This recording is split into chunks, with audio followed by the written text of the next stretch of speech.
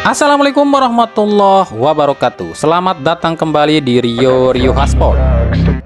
Vietnam selalu nyinyirin Indonesia yang gencar naturalisasi, apalagi setelah Tom Hei dan Ragnar Uratmangun yang akan segera rampung proses naturalisasinya, membuat Vietnam semakin kebakaran jenggot. Vietnam pun akhirnya bergerak dengan datangkan 12 pemain untuk dinaturalisasi. Tapi apa hasilnya? Vietnam pun harus emosi pada FIFA yang dianggap cuma pro pada Indonesia, di mana menurut Vietnam, FIFA dengan mudah mengizinkan Indonesia untuk menaturalisasi sejumlah pemain, tapi Vietnam dipersulit oleh FIFA. Sebab rencana Vietnam yang akan menaturalisasi 12 pemain ini kabarnya mendapat tentangan dari FIFA. Apa sebabnya?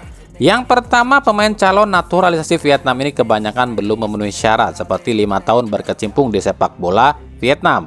Yang kedua, pemain calon naturalisasi Vietnam ini banyak yang tak memiliki darah keturunan Vietnam. Yang ketiga, sistem negara Vietnam yang komunis pun jadi batu sandungan. Jadi gini, Vietnam ini mau menaturalisasi 12 pemain, tapi Vietnam ini mintanya prosesnya ini nggak pakai lama, paling lama sebulanan lah gitu. Dan jelas ini nggak bisa di aturan FIFA. Wong di Indonesia aja yang dinaturalisasi itu keturunan butuh waktu sampai 5 atau 6 bulan, lah ini minta sebulan kelar. Lalu posisi Vietnam yang negara komunis pun menyulitkan sebab perpindahan status warga negara dari negara yang di luar komunis ke negara komunis itu sangat rumit. Beda dengan Indonesia yang negara demokratis. Kita ambil contoh aja. Misalnya Indonesia ambil dari Belanda yang negara federal kerajaan ke negara demokratis itu kan mudah. Tapi kalau dari negara federal atau kerajaan ke negara komunis itu butuh waktu yang lama. Aduh, katanya anti naturalisasi. Kok ngebet banget ya naturalisasi?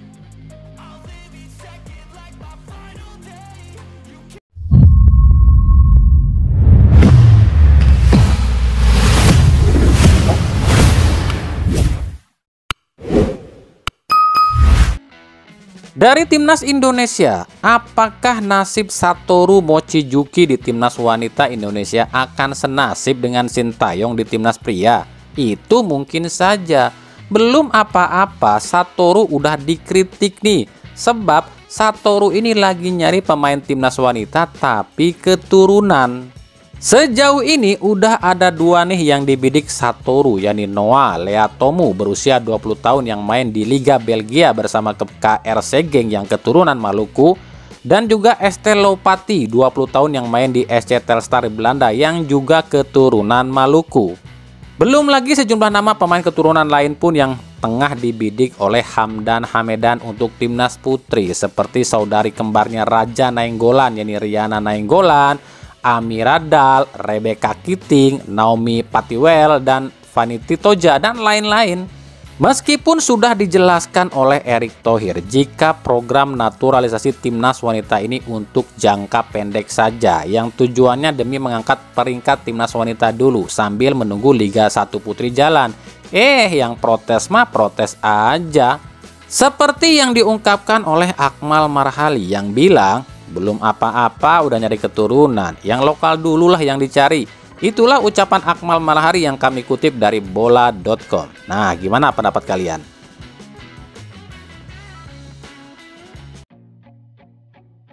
Kita beralih ke berita klub. Di pekan ke-25 ini ada beberapa kejadian yang terjadi yang juga menjadi trending topik nih.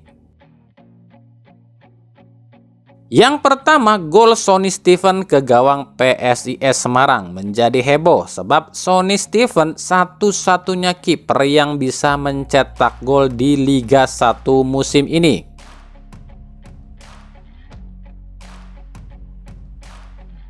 Yang kedua, handsball pemain Arema Saiful Anwar yang jelas-jelas ini terlihat dan wasit pun dekat di situ, tapi wasit pura-pura nggak lihat.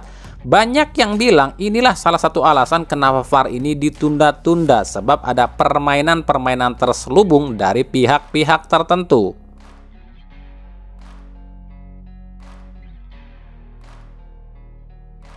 Yang ketiga, kartu merah Alberto Rodriguez. Bukan soal pelanggarannya ya, sebab itu jelas pelanggaran. Tapi yang disorot adalah wasit salah ngasih kartu.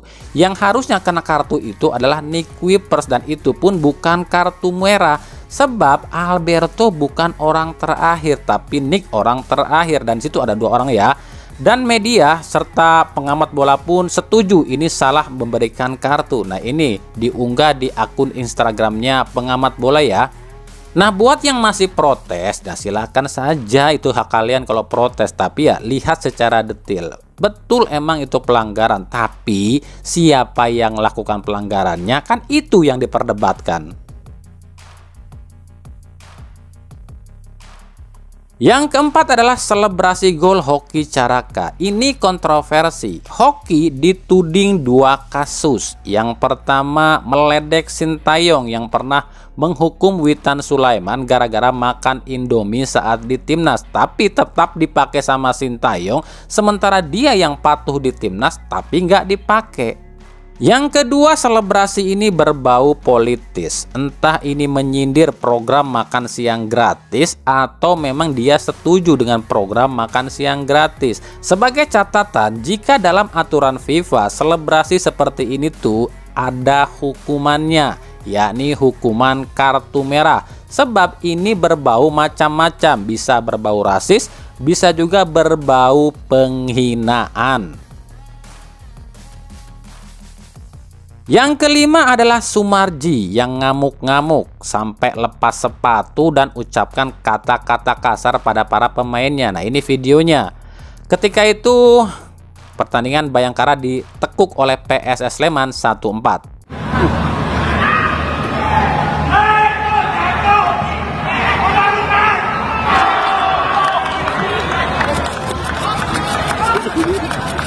Ada apa sih dengan faktor dari Bayangkara? Yang keenam, momen manajer Rans Hamka Hamzah ngamuk-ngamuk di locker room Rans. Nah, ini videonya.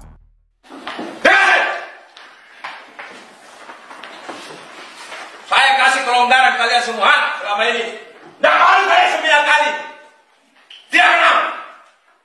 Apa yang kurang manajemen? Kalian tuh sama ini lagi. Kau pikir kalian di bawah itu dia tidak semangat? Jangan kalian pada itu. Yang jadi sorotan di video ini akhirnya terungkap jika para pemain Rans ini udah mendapatkan segalanya loh di Rans. Gaji tinggi, fasilitas oke, dan tunjangan selangit, tapi kok mainnya letoy. Di sini kita baru tahu ternyata klub Rans lah yang berani menggaji pemain itu di atas klub lain. Misalnya saja kemarin ya ada Makan Konate tuh, di Persija kan gajinya 3 miliar per musim nih. Tapi di Rans ternyata gajinya naik jadi 6 miliar per 10 bulan. Catat ya, per 10 bulan 6 miliar loh.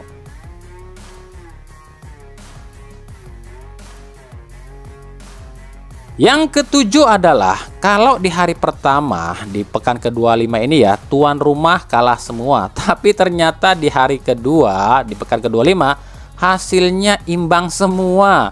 Persita 1-1 Persebaya, PSIS 1-1 Dewa United, dan Barito 1-1 lawan Persib Bandung. Nah, kita akan lihat nih ada kejadian apa di 2 laga sisa di pekan ke-25, dan itu tadi beberapa hal yang menjadi sorotan di pekan ke-25 Liga 1.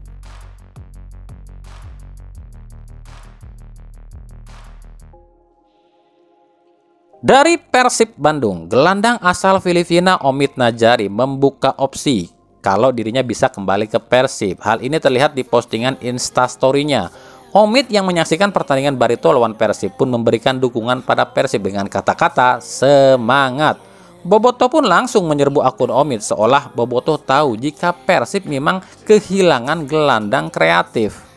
Posisi Omid sendiri saat ini tanpa klub meskipun ada kabar jika Terengganu FC akan menarik lagi.